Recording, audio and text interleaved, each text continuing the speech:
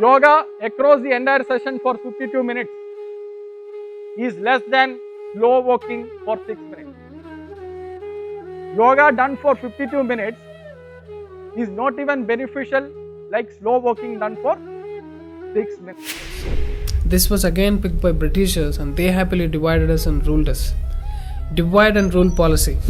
It doesn't really work here in Bharat because this is the land where we always talked about union, not as a teaching, just as an understanding of the existence.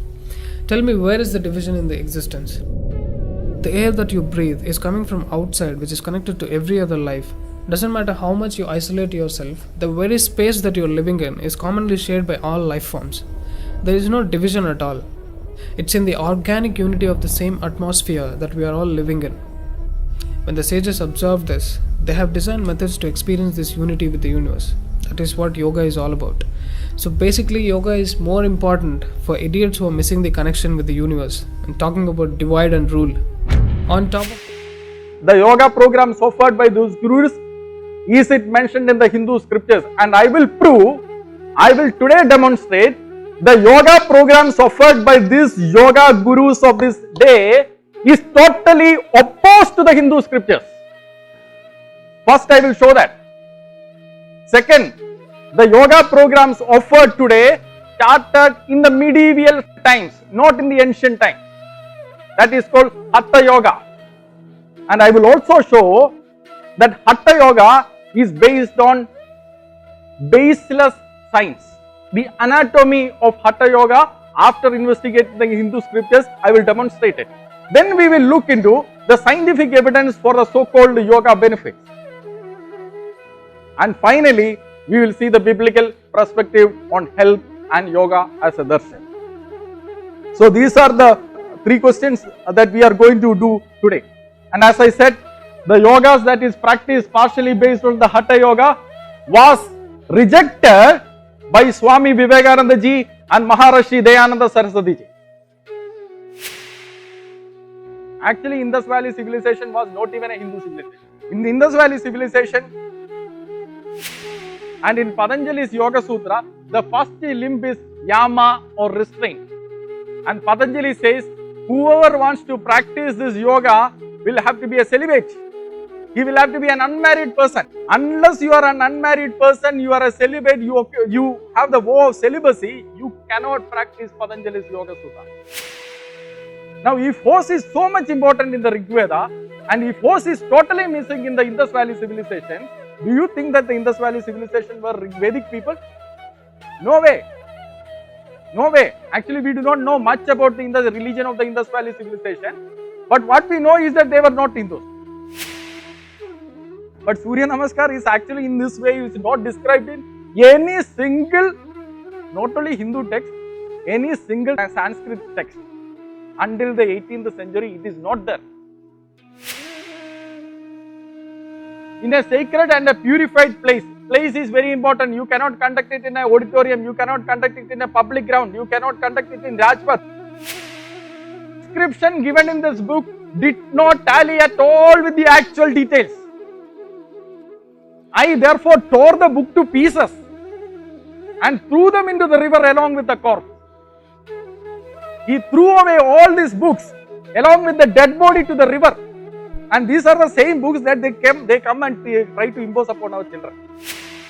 That is what the Hatha Yoga text says. So you will have to remember, moon actually sits in the head and it has its face downwards and rains nectar day and night. This nectar is the life-giving force. This nectar is the life-giving force. And who eats this life-giving force? Sun, which sits in the abdomen, right? And how it is all connected, which we will see it. If you stand upside down, the nectar is falling from the head, correct? So it will no longer fall to the body. This is why they stand upside down. Can you believe that? They are saving the life-giving nectar force by standing upside down. This is not just my opinion, and I think Adaraniya Swami Vivekananda ji compared it with the satanic force because he knew what was taught in the Hatha Yoga text. It is a pure sexual practice. You read it for yourself. It says woman behaving. And another translation it says a willing woman. Any willing woman with you can practice this sexual perversion. This is not even for God, because it seems he took a holiday on Sunday. Yes. Shiva didn't, but from where you come, most of you, God took a break on Sunday. So he is not a Hatha Yogi, he cannot be. Hatha Yogi has a tenacity, there is no Sunday, Monday for him. He's on and on. Namaskar. Welcome to Gnani's World. Why are we discussing about the yoga? There is a systematic and a coordinated effort from the government of India and the Maharashtra government to promote yoga. If you do yoga in Maharashtra prisons, you will get your jail prison term will be reduced. How is it different from the Saudi Arabia where you can learn Quran and get your jail term reduced? The government of India and the government of Maharashtra is adopting the same dictatorial, autocratic practices of the Saudi Arabian government in the jails here. Not only that, in the schools, if you perform yoga, you will get extra marks. This is in Maharashtra schools. Maharashtra schools, if you perform yoga, you are going to get extra marks. This came in January 22nd, 2016. Now government has not only given the extra mark, they have already come up with the NCERT syllabus. NCERT has already come up with the syllabus on yoga and that is being implemented across India. NCERT has already come up with the upper primary syllabus and also they have come up with the secondary stage syllabus. This is NCERT syllabus. And if you look at this syllabus, you will see that they are promoting this yoga under the name saying that this is for promoting health, physical fitness and concentration. All good intentions, all good intentions. But does it actually promote health?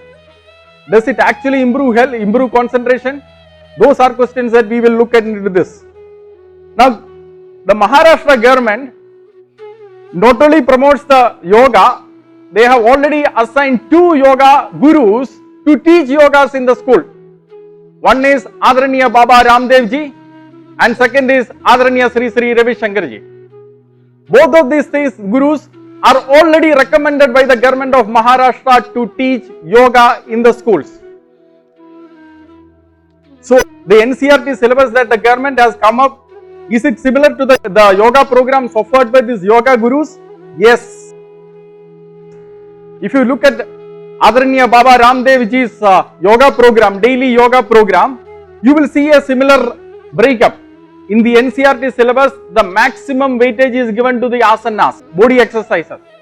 Exactly the same thing you will see in the Baba Ramdev ji's yoga program as well.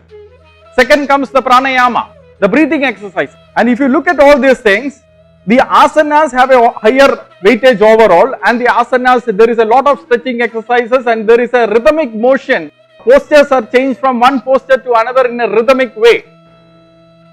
Now the government of India is promoting the yoga, it is promoting these gurus as well. So, the programs offered by the government of India is similar to all these Guruji's programs offered. They also offer similar programs, in a way government is promoting it. Now the question is, as individuals and as parents, is the yoga good for your children? Since the government is promoting it, since the government is implementing it, we have every right as a citizen of India to investigate and see if the yoga is good.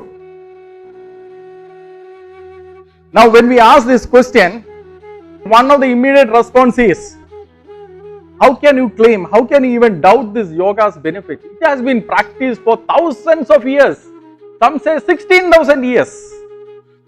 16,000 years our ancients were practicing it and they were all benefiting it, and you are doubting it because you are a Christian. Now this claim comes as a claim. Baba Ramdev ji has claimed it as a claim, and the argument from the ancient has been used against the science as well. When you demonstrate that through scientific experiments that yoga has not much benefit, they will say How can science claim against this ancient tradition? We have been practicing it for so many years. And then there is a threat. Then Honorable Member of the Parliament, Yogi Adityanath, he said, if you oppose yoga or Surya Namaskar, you have three choices. Leave India, drown in the sea, or live in a dark room. International Business Times, June 9, 2015. So under these circumstances, we are going to investigate three questions. Is yoga practice today, is it really ancient? Is it our heritage? We are all Indians. Once upon a time, it was our ancestors who started it. Is it really ancient? Is it set in the Hindu scriptures that you should practice yoga like this? Because there is a lot of emotions, correct? When you as a Christian, when you as an individual say that, what about yoga? Our Hindu friends gets emotional because you are doubting a Hindu practice. So I want to first check whether it is said like this. The yoga programs offered by those gurus, is it mentioned in the Hindu scriptures? And I will prove, I will today demonstrate the yoga programs offered by these yoga gurus of this day is totally opposed to the Hindu scriptures. First I will show that. Second, the yoga programs offered today started in the medieval times, not in the ancient time. That is called Hatha Yoga. And I will also show that Hatha Yoga is based on baseless science. The anatomy of Hatha Yoga, after investigating the Hindu scriptures, I will demonstrate it. Then we will look into the scientific evidence for the so-called yoga benefits. And finally, we will see the biblical perspective on health and yoga as a darshan. So these are the three questions that we are going to do today.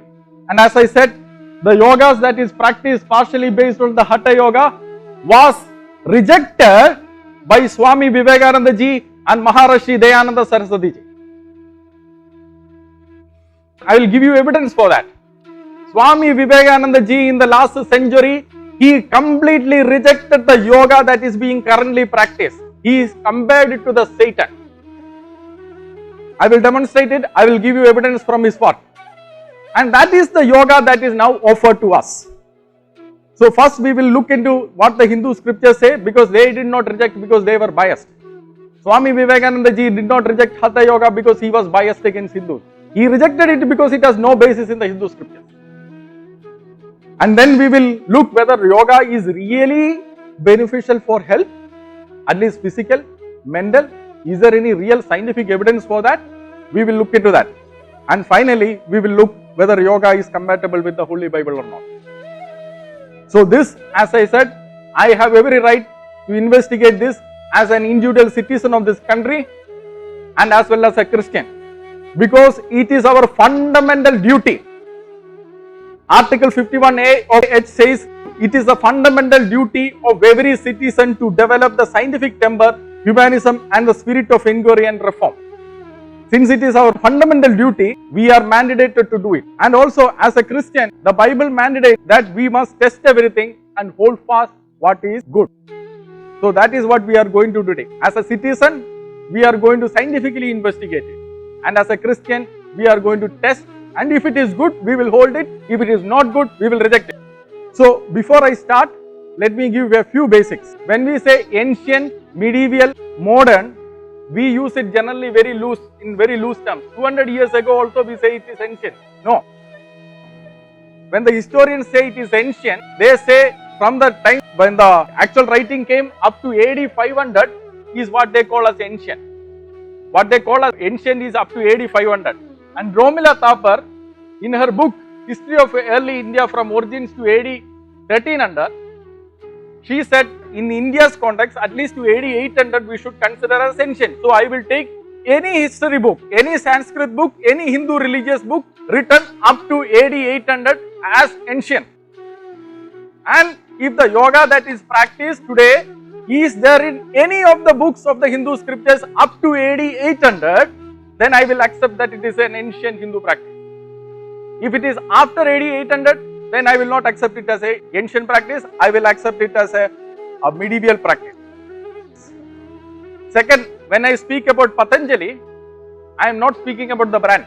I will be speaking about Patanjali of the ancient yoga compiler. So please keep that in mind. Because Patanjali's Yoga Sutra is considered as the Bible of yoga. Yeah, all of these gurus claim that they all have their foundation in Patanjali's Yoga Sutra. So I will start with the Patanjali's Yoga Sutra. But remember, Patanjali was a compiler. So from where did he compile? Which were the books that existed before Patanjali? You will see that these were sacred books of the Hindus that existed before Patanjali. The first part, from BC 1500 to BC 500, generally the texts of the Hindus were written, they are called as Shrutis. Vedas, we all know what those are. Those are sacrifices and rituals. Then we have Yajurveda, and then we have the black Yajurveda, which is taken in South India. White Yajurveda is in North India. There are two Yajurvedas. There is not one Yajurveda. Black Yajurveda and white Yajurveda. It is black in South, white in North. And then we have Samveda, then we have other Veda. Later we have up to Upanishads. Now this is literature is called as Shruti literature. Shruti literature is the most authoritative literature in the Hinduism. Then we have the Sutras. Sutras for the Christian mind are like systematic theology. We have Brahma Sutra, you have Yoga Sutra. So you have such books actually which are systematization of the theologies before it. So you have 6 darshans in it. We will come to that. Then we have actually the Smritis, Idihas, Mahabharata, Ramayana. Then we have Dharma Shastras, Manusmriti. Then we have Puranas. Many of the Puranas were written in the medieval centuries. We all think that actually Puranas and all are very ancient. No, not all Puranas are very ancient. Some of them are very recent.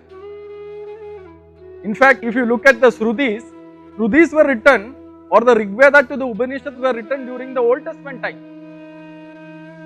Same Old Testament times where our Old Testament Bible is also as ancient as the Shrutis.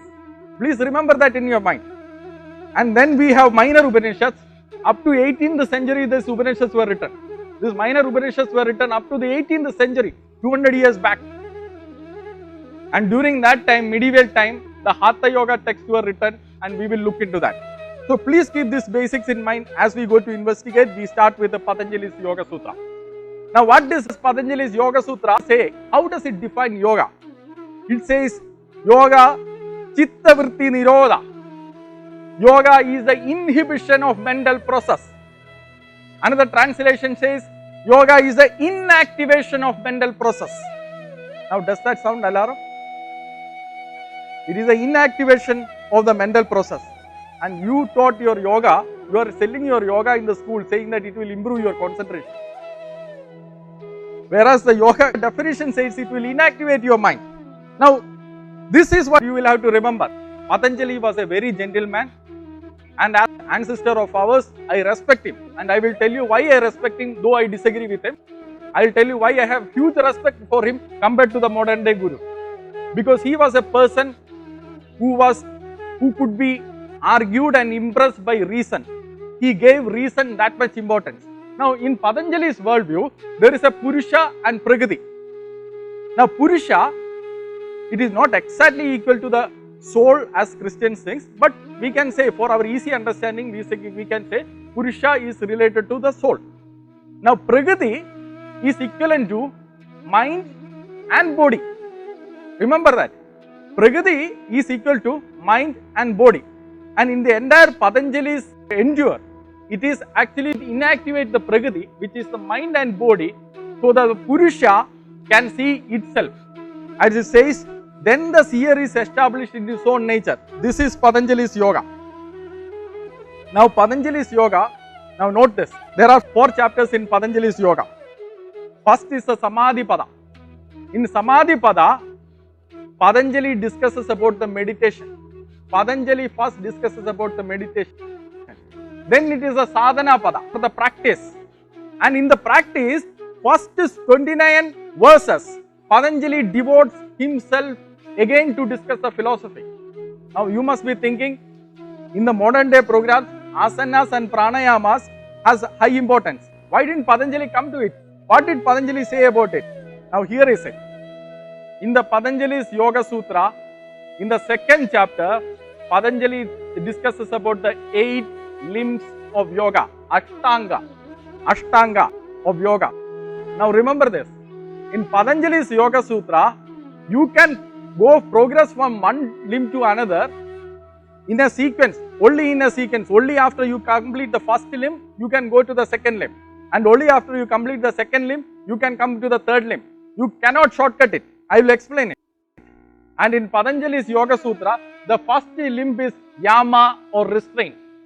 And Patanjali says, whoever wants to practice this yoga will have to be a celibate.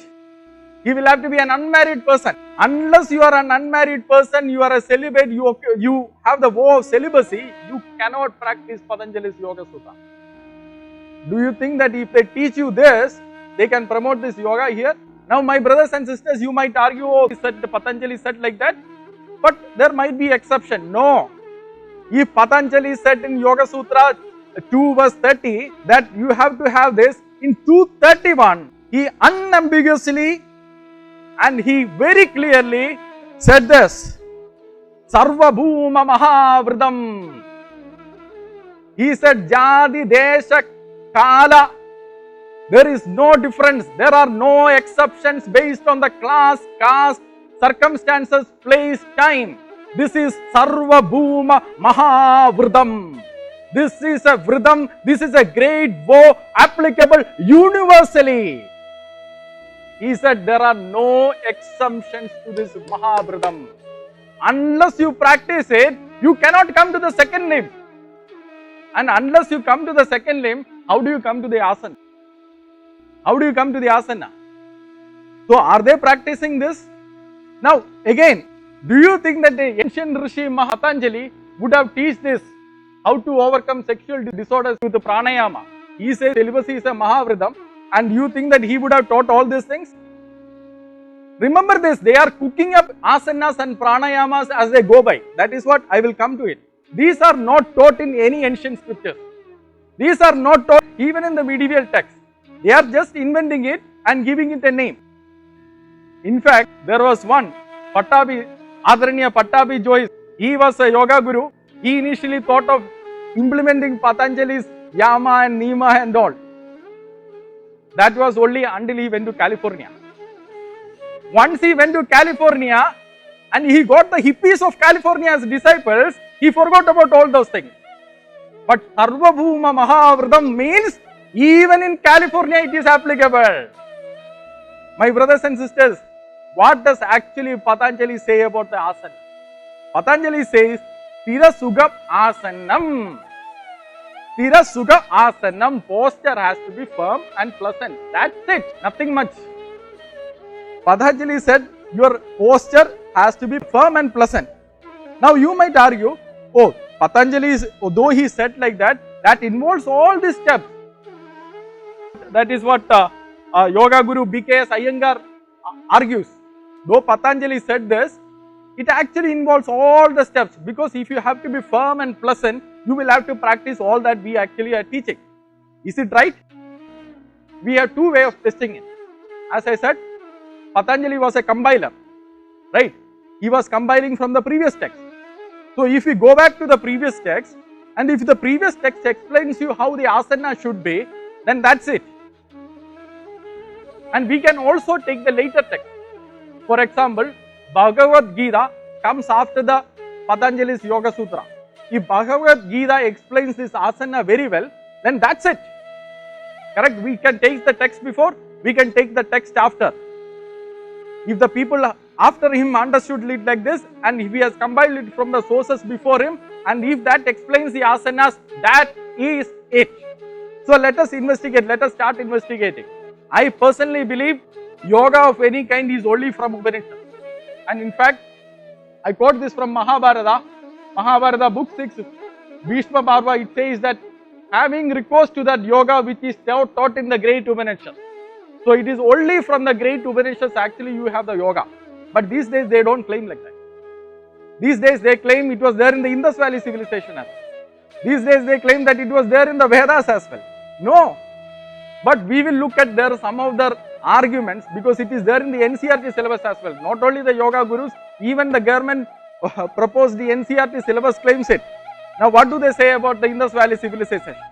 This is Pashupati Seal. Pashupati Seal, you will see that one person is sitting there, correct? They say it is the yogic posture. Now I can take from Egypt, a scribe is sitting and the scribe was practicing yoga.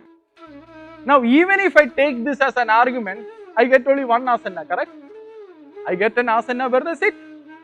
I accept it. But from where did all the other asanas come from? Now again, actually Indus Valley civilization was not even a Hindu civilization. In the Indus Valley civilization, you never have any horses. Not even horses in the seals, neither in the fossils. None of the secured layers of the Indus Valley civilization you will find even horse fossils. Remember that.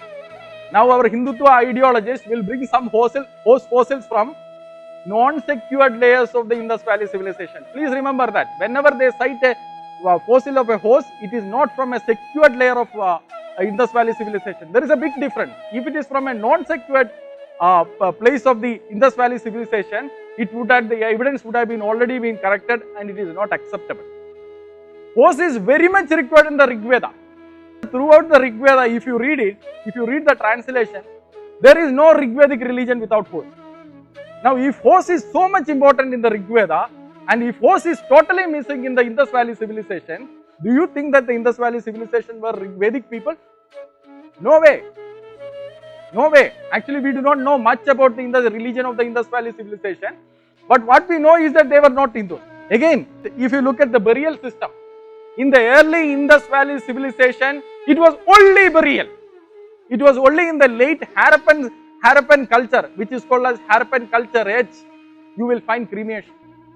Now that goes against Rigveda 10:16, because Rigveda 10:16 actually prescribes you the cremation. And if the Indus Valley civilization people were Hindu, why did not I have a cremation at all? I can understand cremation and burial simultaneously exist, but I cannot understand cremation not existing at all in the Indus Valley civilization. The point that I want to make is, these are all arguments. Whatever you want to see in the Indus Valley civilization, you are seeing, not because actually the evidence are there. Again, when we come to the Vedas, Vedas were written during the time of Prophet Moses. Sage and seer Prophet Moses were the contemporary of Rigvedic rishis. Don't give much date to it. If somebody has an argument, we can have a debate on it at a later time. But these are the evidences that they bring from Rigveda to show that there were yogic practices in the Rigveda. Rigveda Mandala 10, hymn number 136. They say the Muni that is described here was a yogi. If you look at it, he was girded in the wind, he wore garments soiled of yellow hue, and he was actually floating in the air. So if you float in the air, they say it is a yogi. Therefore the Muni described in the Rigveda is a yogi. Therefore the yoga existed. Now, in the Rigvedic times, you could have offered sacrifices, got blessings from your God, and you could have achieved power. What stops you from achieving it? So this is not actually an evidence. Again, Rigveda translated by two Malayalam Sanskrit scholars. These are well-known Malayalam Sanskrit scholars and you cannot read it. But if you read it in Malayalam, which I have read it actually says that the Surya, the sun, is actually being described later.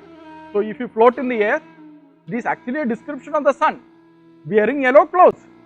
I can interpret it that way also. So there is no evidence in the Rigveda which says that actually that yoga existed. Again, Adaraniya Pattabi Joyce brings this Rigveda 1, hymn number 50. He says, rising this day, O rich friends, ascending to the loftier heaven, Surya, remove my heart's disease and take from me this my yellow hue. And he says, this is a clear evidence for Surya Namaskar. How is it a clear evidence for Surya Namaskar? I can bring another 10 more Rigvedic hymns. Rigveda 1, hymn number 189. Far from us, Agni, put down all diseases. Now there, in Surya's case, there was only one disease asked to be put away. Now in Agni's case, all diseases are to be put away. Now tomorrow if I invent some exercises and says that this is Agni Namaskar, and I say that I claim that this Agni Namaskar was described in Rigveda, and I bring this evidence, do you accept that? As a matter of fact, my brothers and sisters, Surya Namaskar is also not there. I will show you from where Surya Namaskar came from, which is actually a big emotional issue for both Christians, Muslims, Hindus and everybody. But Surya Namaskar is actually in this way, is not described in any single, not only Hindu text, any single Sanskrit text. Until the 18th century, it is not there. If somebody can show me from a single Sanskrit text, I am not asking Hindu religious scriptures. I am saying that single Sanskrit text, if you bring the Surya Namaskar step, I will withdraw my argument and I will do one Surya Namaskar also. If you can show it. No way you can show it. There is no way you can show it. We will see that. Actually, it starts, as I said, it starts from the Upanishad. In Katha Upanishad, Yama speaks about yoga. And Yama says, when the 5 organs of perceptions become still, together with the mind, and the intellect ceases to be active, that is called the highest state. The firm holding back of the senses is what is known as yoga. Matching with the Patanjali's Yoga Sutra, right? This definition given by the Katha Upanishad matches with the Patanjali's Yoga Sutra definition. So Patanjali was a very good compiler in that way. We should give him all the credit for compiling it rightly. Now, to tell that this Yoga Sutra is actually helping you in health, wealth and happiness is actually insulting this entire Katha Upanishad. If you know the Katha Upanishad, if you have read the Katha Upanishad, you will know that actually this poor Brahmin boy had rejected. Yama had offered him everything. Yama had said, you take health. This poor Brahmin boy said, I don't want it because it will soon perish. You take wealth. I don't want it. I want the ultimate salvation. It is at that time Yama teaches him about the yoga, and if you say that this yoga was taught for health, wealth and happiness, how it will fit? Now, in the yoga, in the Katha Upanishad, there are no asanas.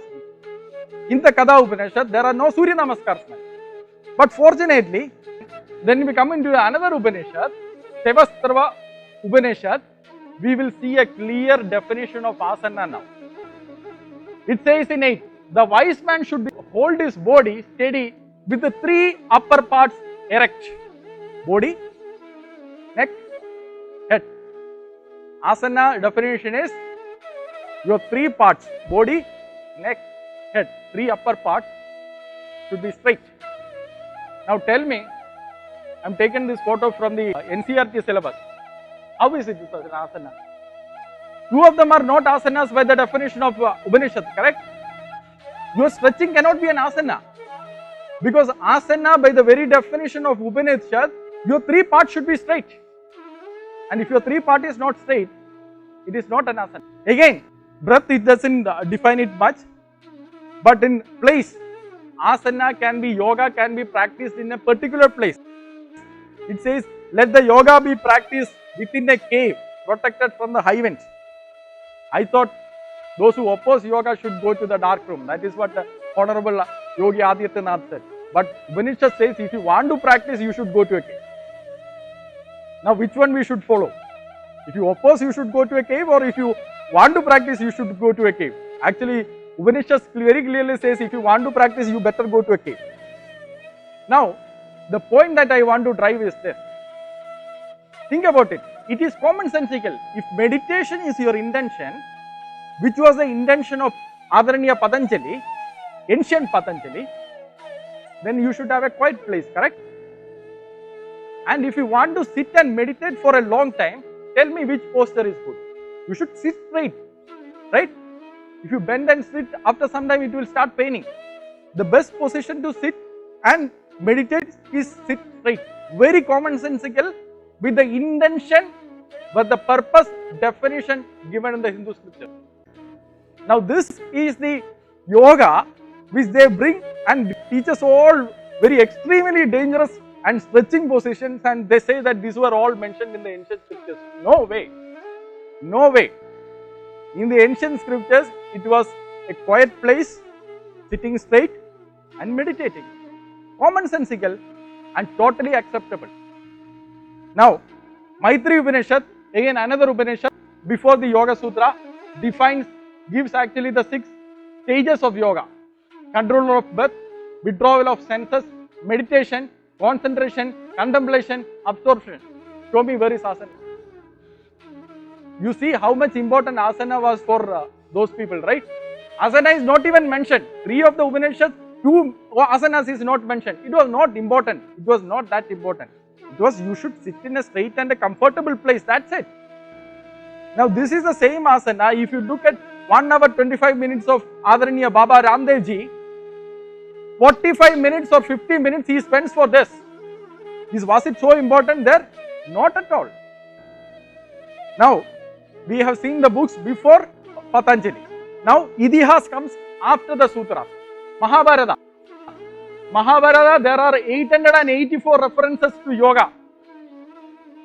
Out of that, only 2 references makes any mention to asana. And those 2 references are this Virasana. Again, sitting straight. You see, 884 references, 2 references to asanas, and those 2 references again matches with the definition that is given in the previous Upanishad. Now, Bhagavad Gita, which has almost become very authoritative for the modern day Hindu, in chapter 6 speaks about Sankhya Yoga or the Patanjali's Yoga. And Bhagavad Gita in chapter 6 very clearly defines the asanas. Again it says, you can read Bhagavad Gita chapter 6 from 11 to 14. I haven't written everything. In a sacred and a purified place. Place is very important. You cannot conduct it in an auditorium. You cannot conduct it in a public ground. You cannot conduct it in Rajpath. You have to conduct it in a sacred and a purified place. Go to a cave. Go to a secluded place. And then it says, thereupon sitting firmly. Sitting. No standing, no stretching, sitting. And then it says, holding the body, head and neck straight. This is Bhagavad Gita's definition of asana. Now tell me, these 200 asanas which Adaraniya BKS Iyengar teaches, does it come from the Hindu scriptures?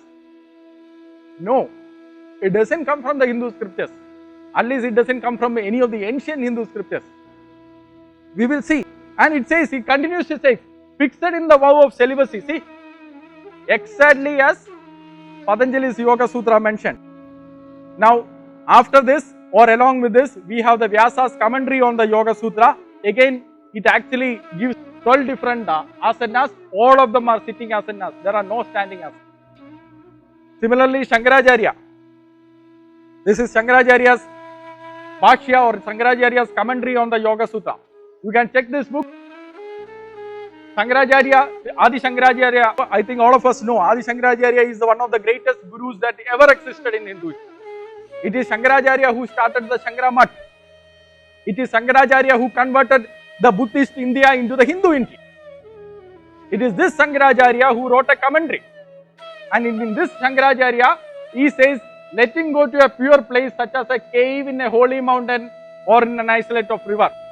See, again the place is important because the purpose is meditation. And in one of the mentioned places, he should take a seat, sitting position only, not standing position. Let him make firm his hips, chest and neck and fix the gaze upon the nose tip. Again, 3 upper parts, sit straight. And he goes on to explain, but he says, the basic principles are the same with other postures to be described, although each has its own specific point. The basic principle is same. This is Adi Shankaracharya in the 8th century. Ancient is over, right? Up to 8th century, ancient is over.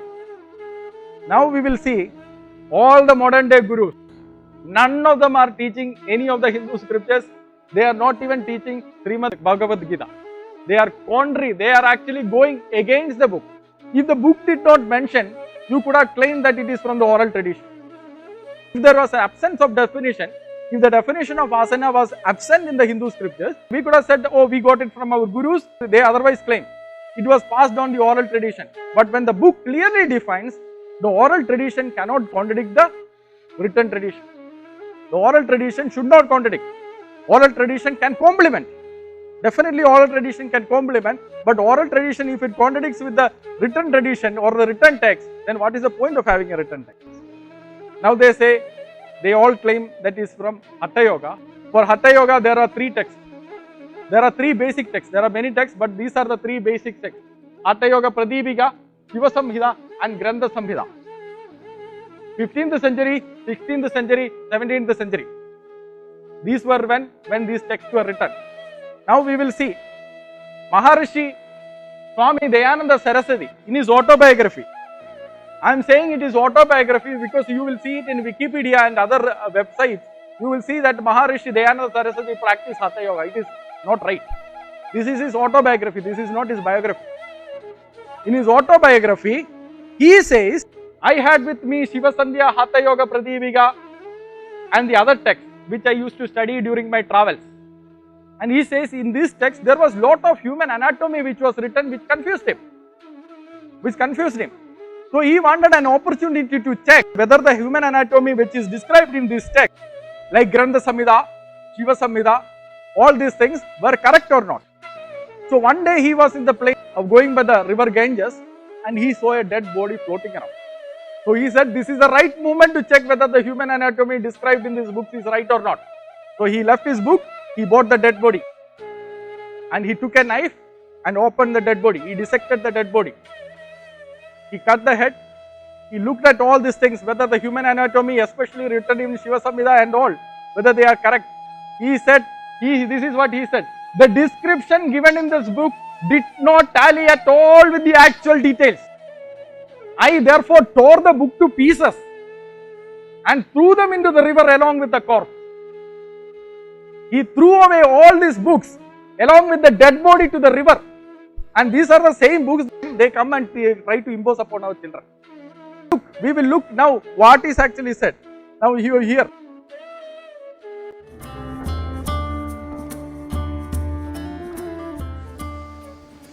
One meaning of hatha, which we have already looked at, means tenacity. To reshape the body, in a way, to re-engineer the whole system in a very fundamental way, takes a certain level of tenacity. This is not even for God, because it seems he took a holiday on Sunday. Yes, Shiva didn't, but from where you come, most of you, God took a break on Sunday, so he is not a Hatha Yogi, he cannot be. Hatha Yogi has a tenacity, there is no Sunday, Monday for him, he's on and on. Because if you don't do that, you cannot recreate a body which has already become an adult. This is recreating the body. Means, first time your body has been created largely from an information that has come from your parentage.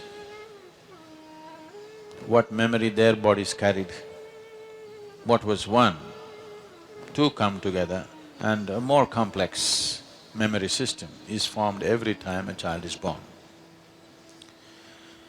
So the shape of the body, the tone of how your system is, everything largely shaped from this memory.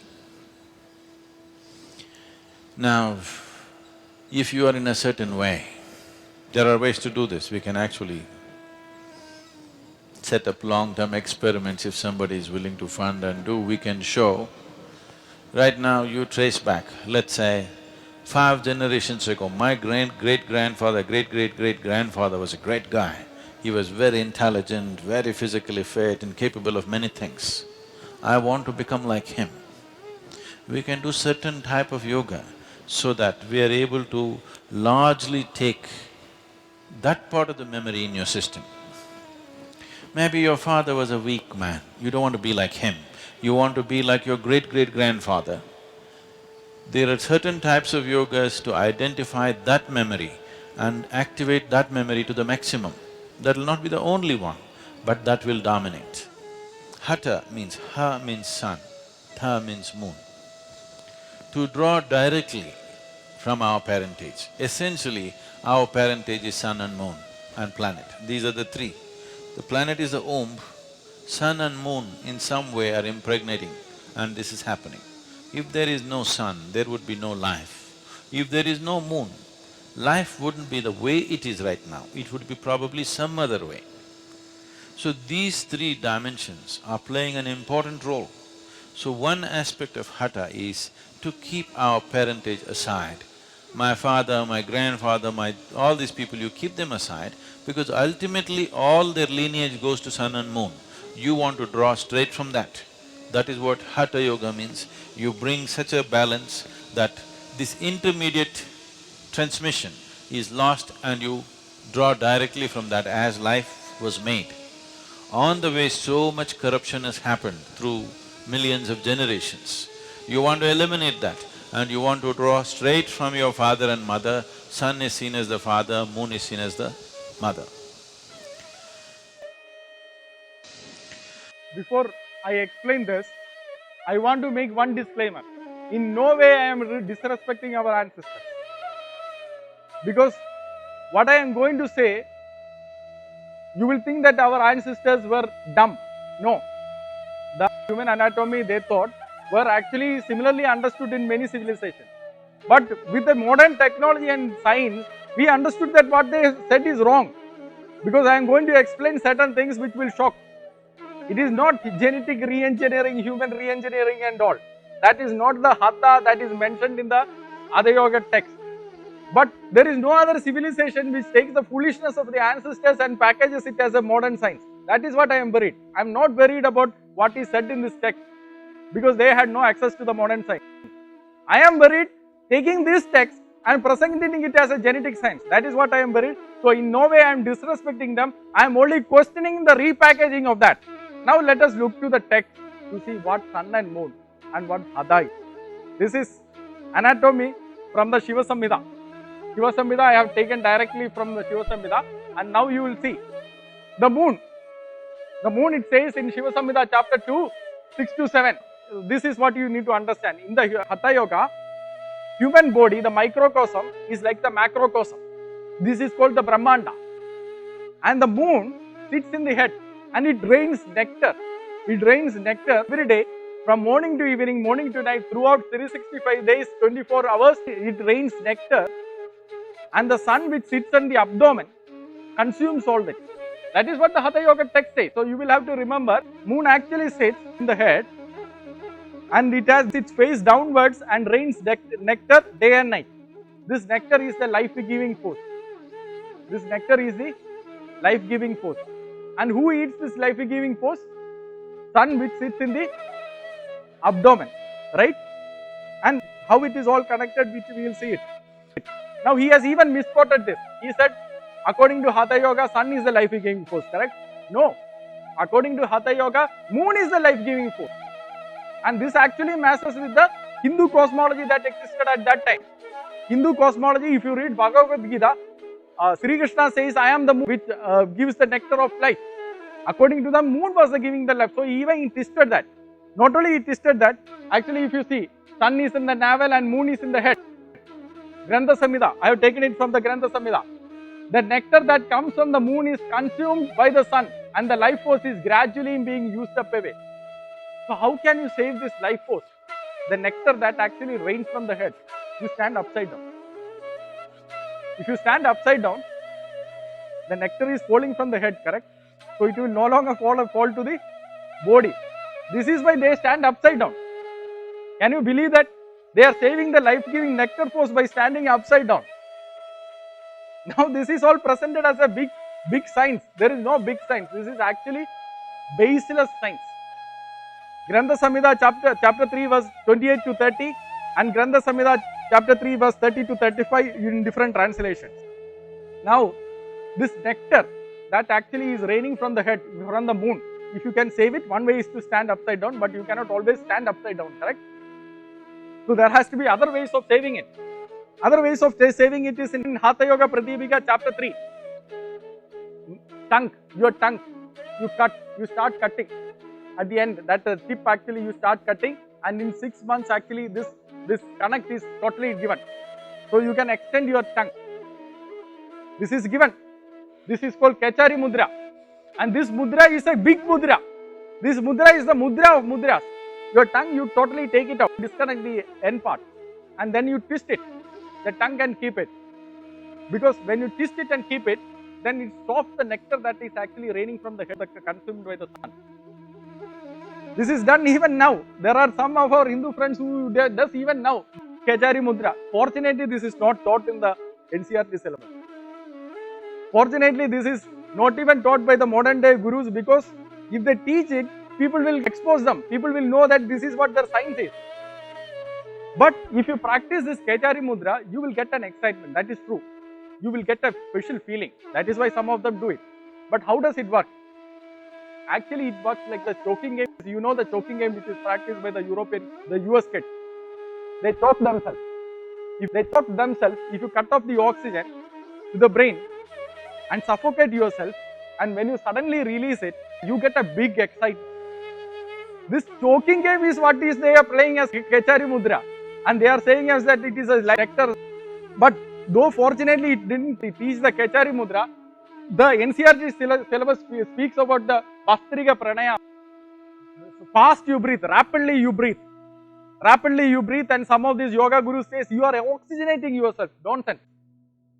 It is not oxygenating yourself. You cannot take oxygen, you cannot do like that. But when you fast breathe, what happens is carbon dioxide level goes down. It is actually, science says the other ways. Carbon dioxide level goes down. And when the carbon dioxide level goes down, the nervous system actually contracts. Again, the same principle of the choking system. The oxygen supply gets cut. And this is taught in our NCRT syllabus. But a little more risk-free choking game. You want your children to be taught about choking game?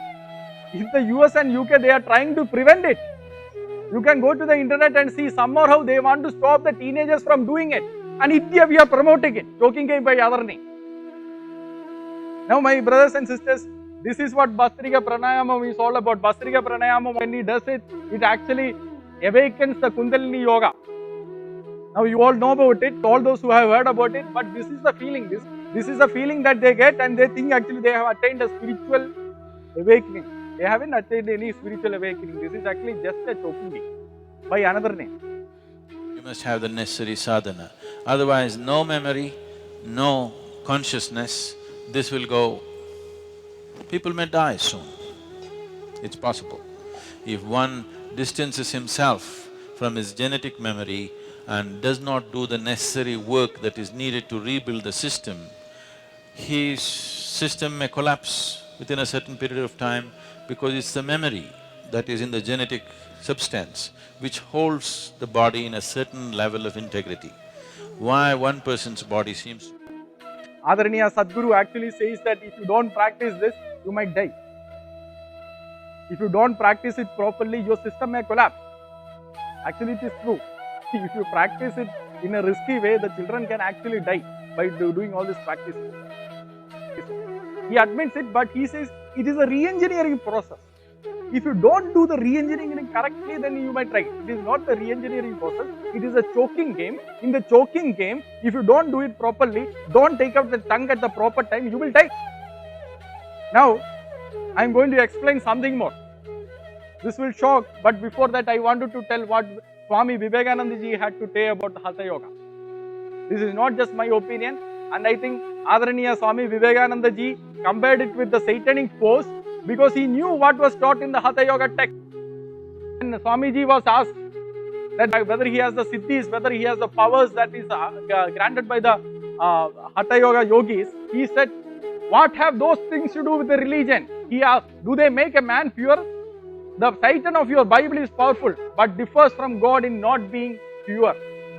He compared Hatha Yoga almost to Satan. Was it a correct comparison? We are going to see. This is directly taken from Hatha Yoga Pradipika, chapter 3, one of the mudras, Vajroli Mudra. Now this mudra, it says even if one lives wayward life without observing any rules of yoga, but performs Vajroli, deserves success and is a yogi. And what is it? It is a pivot sexual practice. You read it for yourself. It says woman behaving, and another translation it says a willing woman. Any willing woman with you can practice this sexual perversion. What they do is, you can read it because it is shameful even to read it. That is why I have put it completely here. Now if you teach your children Hatha Yoga, do you think that these days the children will not go and check the text? In the earlier generation, probably they did not have access to know this. By practicing to draw in Bindu, Bindu is the semen, discharged during cohabitation, whether one be a man or a woman, one obtains success in the practice of Vajroli. It is actually the semen is emitted and you take back the semen through the same organ.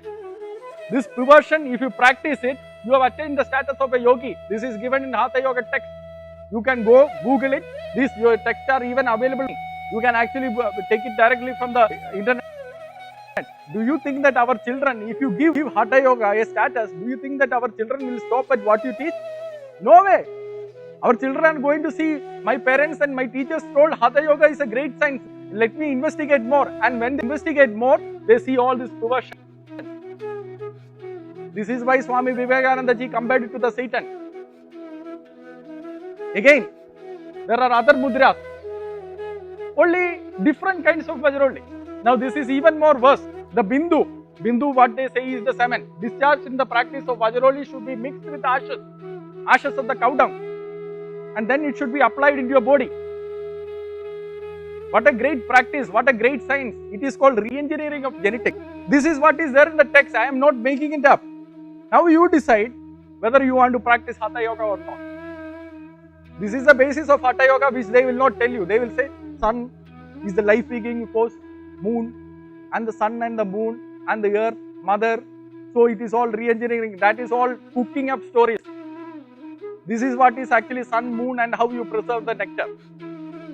Now Swami Vivekananda ji, remember, Swami Vivekananda ji was not healthy.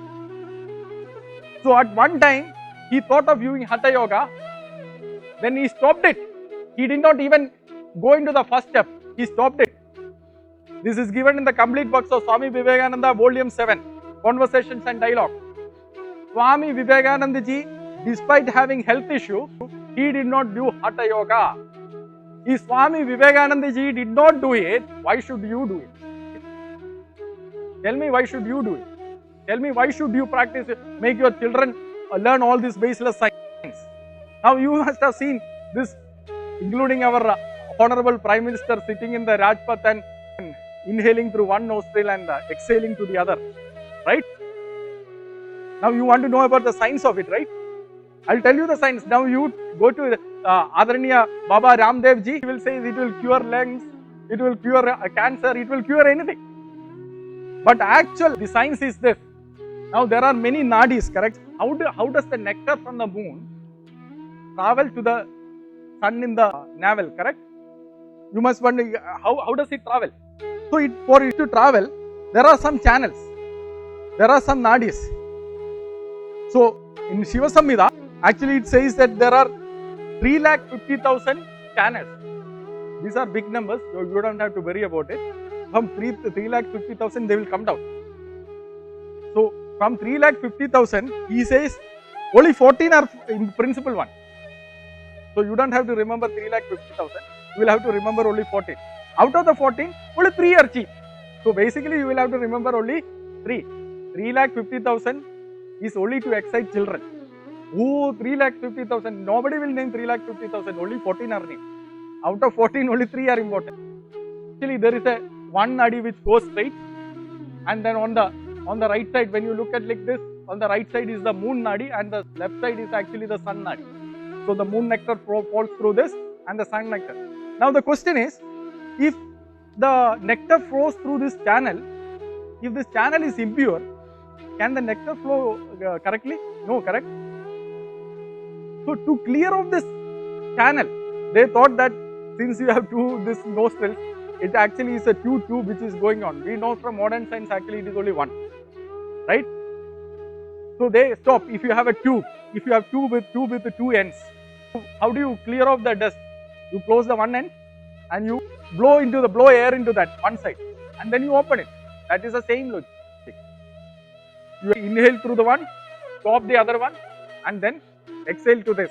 They thought that there are 2 channels. Actually in science says that there is only one. Actually after this few inches it is only one. But that is a science. That is the science actually they do. It is there in Grantha Samhita chapter 435, Shiva Samhita chapter 3 verse 22. This is why they sit and do. This is a science that you want to teach your children at this modern age. Now, pranayama. Why do they do pranayama? In Grantha Samhita chapter 4, 35, it says that the Vayus cannot enter, that we have seen. And then Hatha Yoga Pradipika chapter 2, And Grantha Samhita chapter 5, it says life is breath, right? Life is breath. If breath is not in you, there is no life, right? So if you can stop this breath, look at their understanding of life. If you can stop this breath within you, then your life can be prolonged. They thought that our human body is like balloon. If you blow into the balloon and if you keep the balloon like this, as long as you can keep the air inside, the balloon stays like that. But if you release the air, the life goes. Does the life work like that? That is why they do this kind of pranayama. Then sit there for few minutes. You are increasing your life.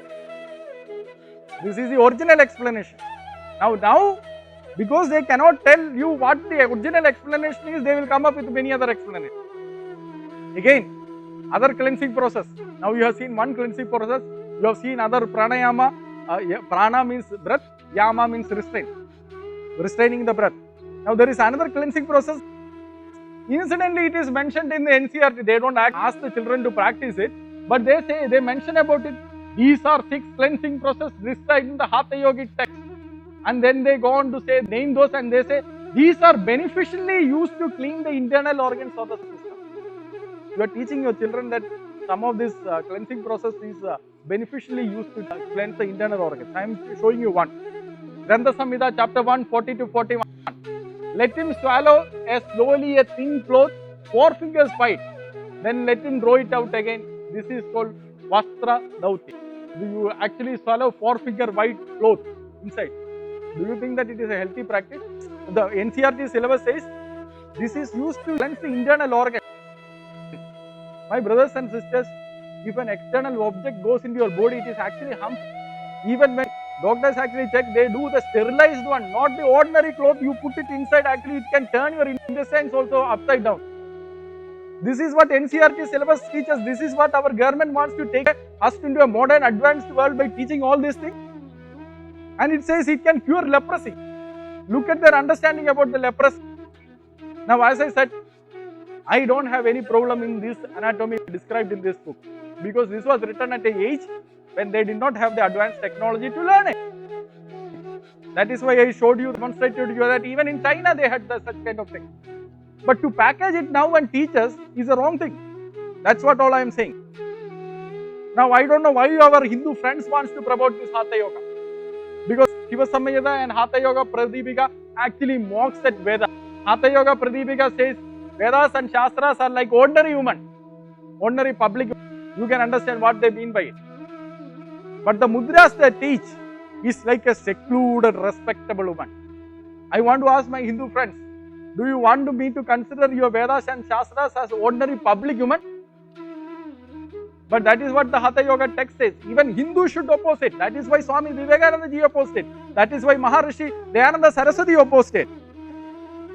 Now, my brothers and sisters, even if you accept the Hatha Yoga as the foundation, they don't even follow Hatha Yoga. That is the funniest thing. Because even in Hatha Yoga, except for the Vajroli Mudra and the other mudras that I have described, you cannot practice Hatha Yoga with a woman. You should be aloof from the woman. Now, Shilpa Shetty is there. Is he following even Hatha Yoga text? Now, even the funniest part is, even Hatha Yoga doesn't mention all these asanas that we see right now. Hatha Yoga also doesn't mention all these asanas. Grantha Samhita chapter 2 says there are 84 hundreds of thousands of asanas. Now you say, oh, 84 hundreds of thousands of asanas, oh, they have described all. No. As I said, they will tell you first the big number to excite you. Then they will come down.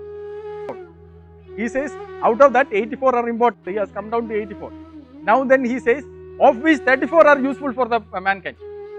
So actually only 32 are mentioned, not 34, 32 are mentioned. That is in Grantha Samhita. In Hatha Yoga Pradipika, only 15 are mentioned. And in Shiva Samhita, only 4 are mentioned. Maximum 32. Only 32 are mentioned. But Adaraniya B.K.S. Iyengar-ji himself gives us 200 asanas. From where did all these asanas then come from? If it is not even there in the Hatha Yoga text, from where did all these asanas come from? Now, Tirumala Krishnamacharya, who was the guru of all these gurus, he was the guru of Sri Adaraniya Pattabhiji, he was the guru of Adaraniya B.K.S. Iyengar-ji. Now, Tirumala Krishnamacharya was asked this question, Guruji, from where did you get all these asanas? He said he got it from a Sanskrit text called Yoga Rahasya. And one of his disciples, Srivatsa Ramaswamy, asked him, where can I find that text? He said, it is there in the Saraswati Mahal Library in Tanjore, Tamil Nadu. Poor disciple called the library, and the library told such a text never existed. Now again, Yada Guru Tada Sishya. Sri Patabi Joyce, he was asked, from where did you got all these asanas from? He again got another book, and he was asked to show the book. He said, and 80. Even the poor ant will be shocked by this accusation. Now, this is all there in this book. This is a very well researched book. I am not cooking up the stories. This is there in the book called Yoga Bodhi. These two incidents that I mentioned are there in the Yoga Bodhi book. Now, the same author gives us actually this exercises.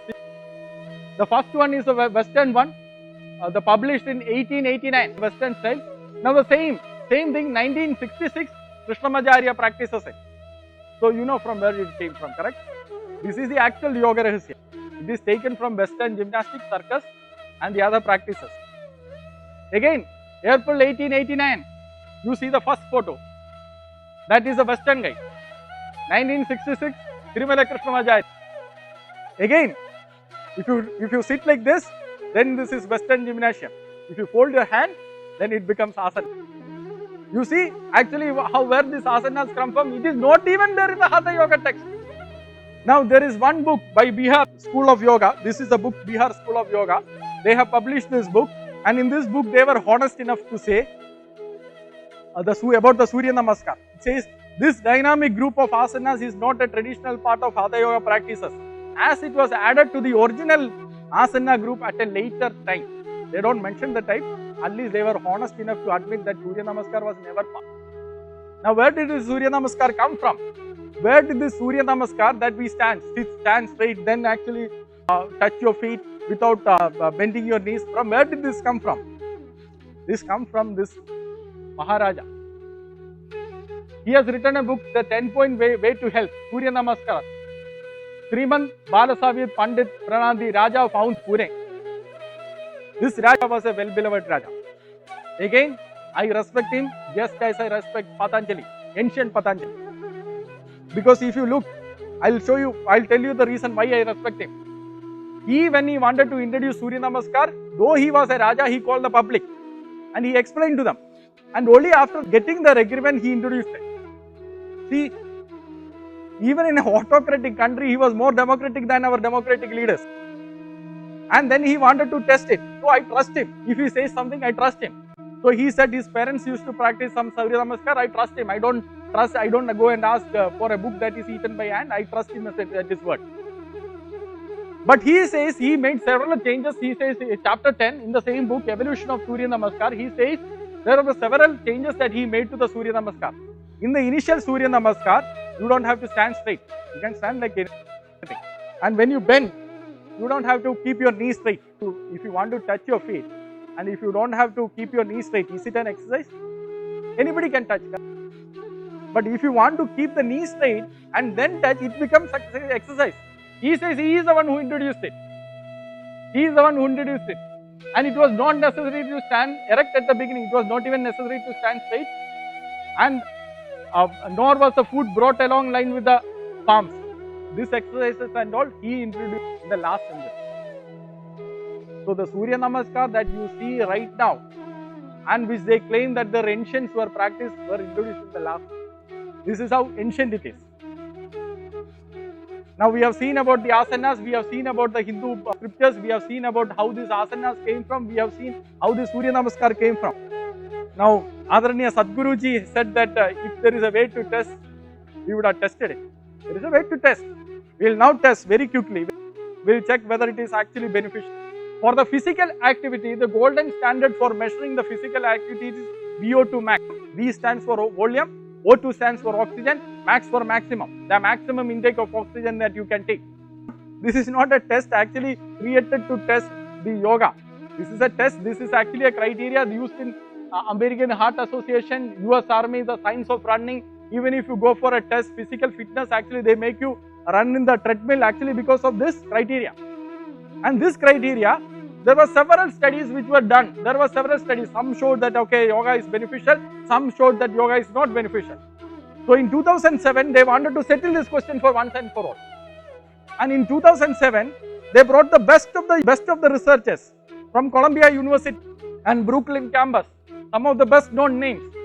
They brought the best of the participants, Bikram Yoga, World Yoga Center, and they brought the best of the scientific equipment, metabolic chamber.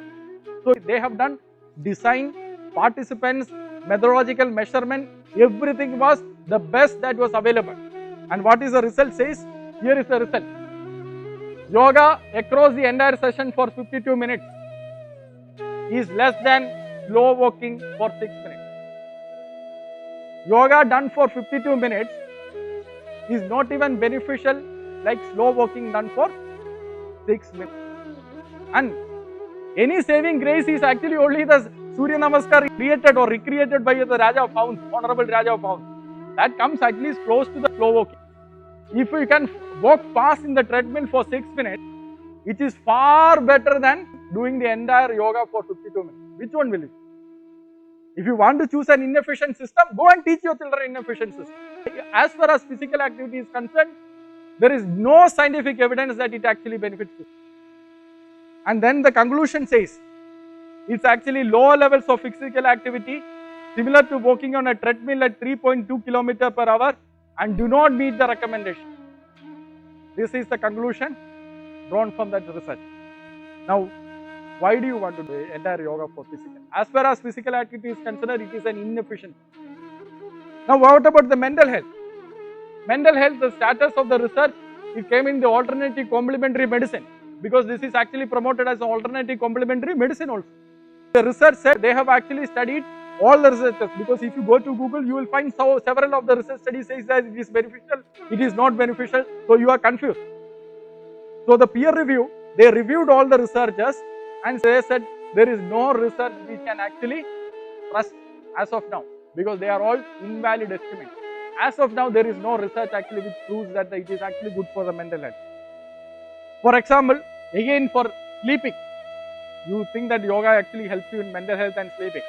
In the insomnia diagnosis and treatment, actually it says that it is unknown how much of the benefits gleaned from yoga in the previous studies have been found used traditional relaxation procedures. If you sit and relax, that is equal to yoga, doing yoga and sitting and relax. There is no much technique in that. It says that it is unknown.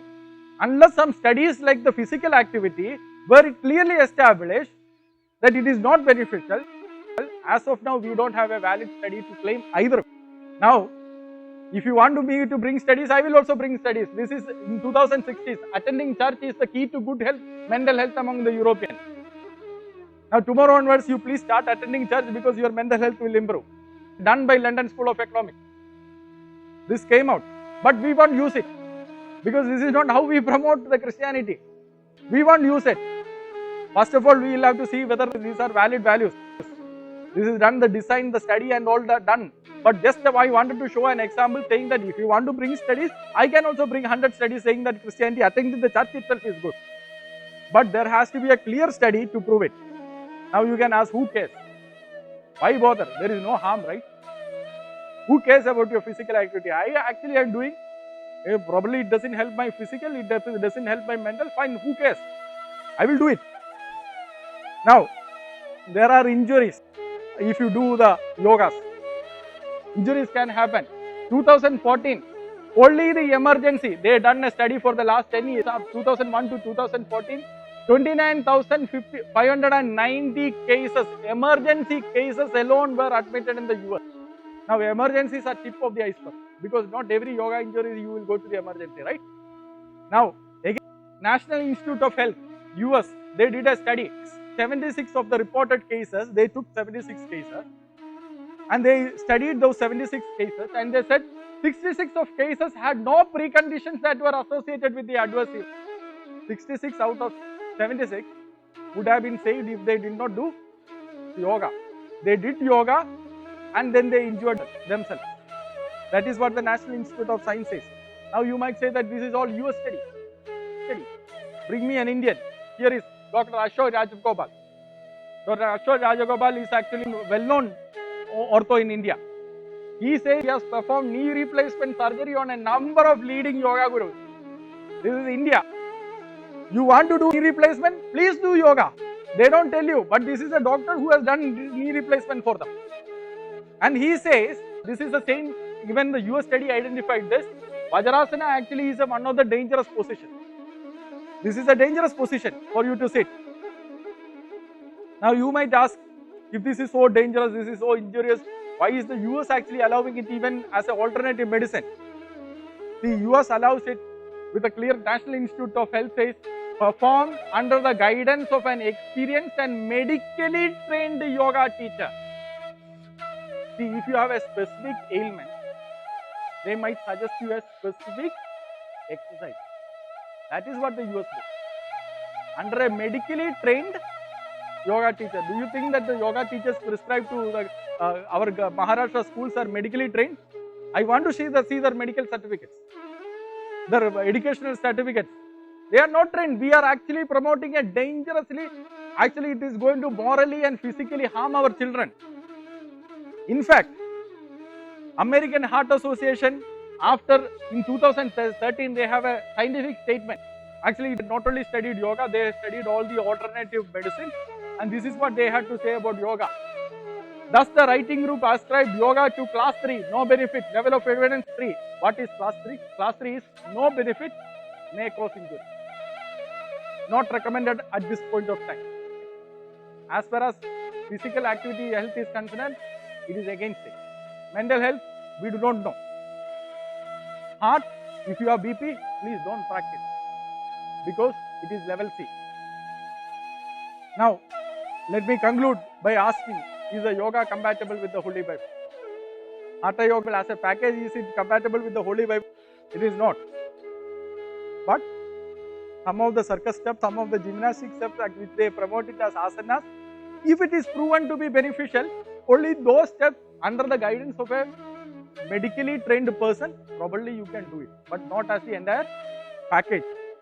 My brothers and sisters, actually Bible has a much more wider perspective on health. In the Holy Bible, the ultimate truth is a triune God. Triune God is not only personal, He is a relational God. Remember that. He is a relational God. And He created this mind, body and spirit. There is a clear link between mind, body and spirit. In a way, to re-engineer the whole system in a very fundamental way takes a certain level of tenacity. This is not even for God, because it seems He took a holiday on Sunday. Yes, Shiva didn't, but from where you come, most of you, God took a break on Sunday, so He is not a Hatha Yogi, He cannot be. Hatha Yogi has a tenacity, there is no Sunday, Monday for him, he's on and on.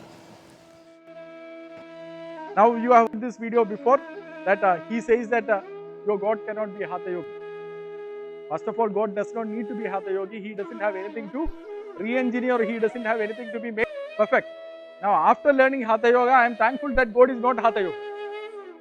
Now my brothers and sisters, this is what I said about relation. When Bible speaks about health, it gives a broader perspective.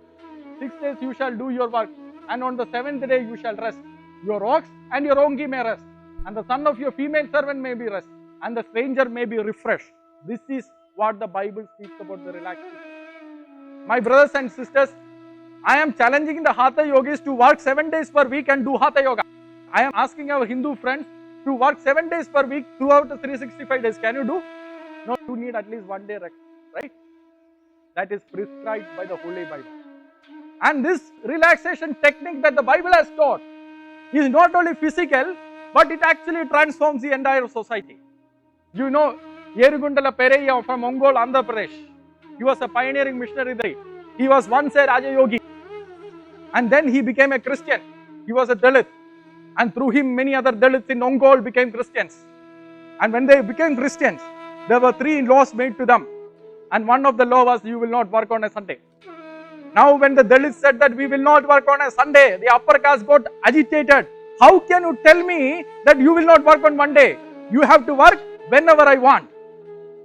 Now at that time the Christians fought for it and they won the right.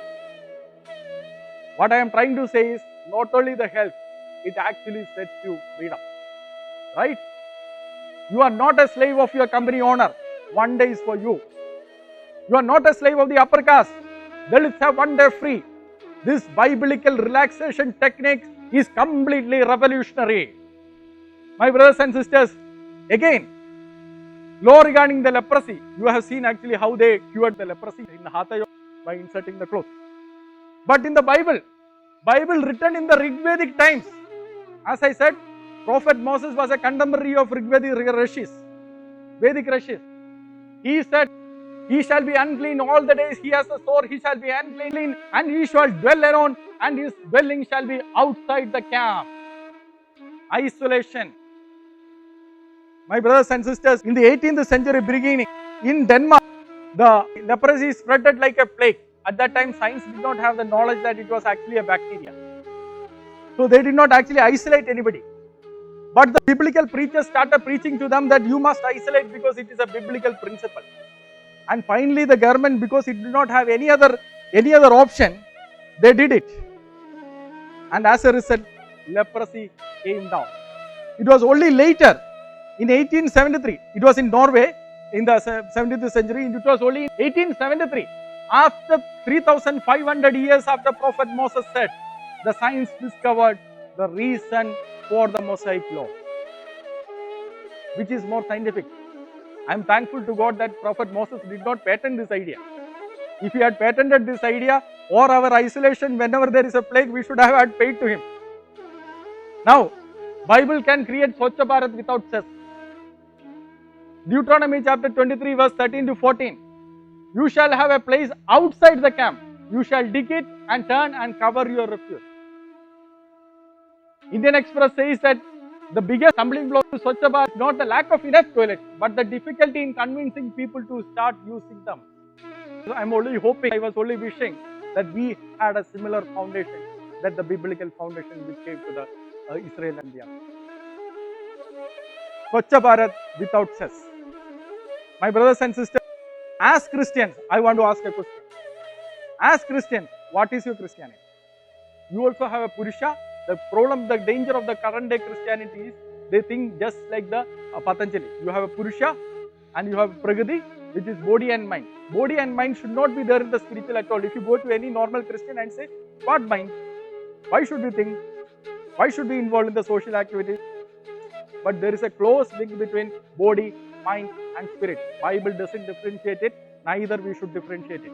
In 1860, the harshest critic of the evangelical said this: when the history of the evangelical party is written, it will be told of them that they worked manfully in the pestilential and heathen byways of our city and preached the gospel to the poor. It was there the William Wilberforce came. It was where the Sir Anthony Ashley Cooper, all the evangelicals for the betterment of the London society. Are we working for the Mumbai slums? Thames was worse than the Ganges. Thames of Europe was worse than the Ganges. Slums of Europe were worse than the Mumbai slums. But with Sir Edward Chadwick, London City Mission worked and cleansed that slum. If we believe it is our God who created the earth, it is our God who created the body, it is our God who created the mind, are we working to cleanse the slums of India? It is, as we criticize others, it is a criticism, self-criticism as well. In the last days, slums of Mumbai will rise up and testify against the Christianity in Mumbai. My brothers and sisters, let me conclude it. Not only as a health package, we have a much bigger darshan. Let me conclude it. In the Hinduism, there are two types of darshan. One is the Karmaganda, another is the Jnanaganda. The Karmaganda, don't think that the Karmaganda is actually doing any act. As Baba Sahib Ambedkar said, Karmaganda is the sacrifices and ritual, which is said in the Vedas. And Jnanaganda is not any knowledge. Jnanaganda is the Gnostic knowledge, secret knowledge, mystical knowledge.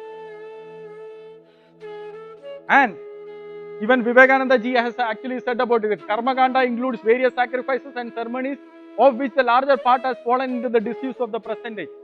Once upon a time, in the Vedic religion, the only way of salvation was sacrifice. It was only in the Upanishads the mystical knowledge came. Swami Vivekananda ji says the sacrificial method has fallen into disuse. So, I want to tell my Hindu brothers and sisters, Karmakanda has not fallen into the disuse. Prophet Moses spoke about the Karmakanda or the sacrificial method in the Bible, and that has been fulfilled in the Mahayajna of Yeshu Mashiach. In the Yeshu Mashiach that you have the salvation. The yogi seeks after the experience. The Vedanti speaks after the knowledge. But we preach Yeshu Mashiach and his Mahayajna. And that Mahayajna alone is the way of salvation. And that Mahayajna has performed conceptually. I am not saying that Karmakanda of the Rigveda is absolutely similar to the Karmakanda of the Bible. But conceptually they are saying. Details different. Conceptually both believe that sacrifices will take you to the salvation. And that ancient knowledge has been fulfilled only and only in our Lord Jesus Christ. And in that, we as Christians have fulfilled the wishes of our ancestors. May God bless us.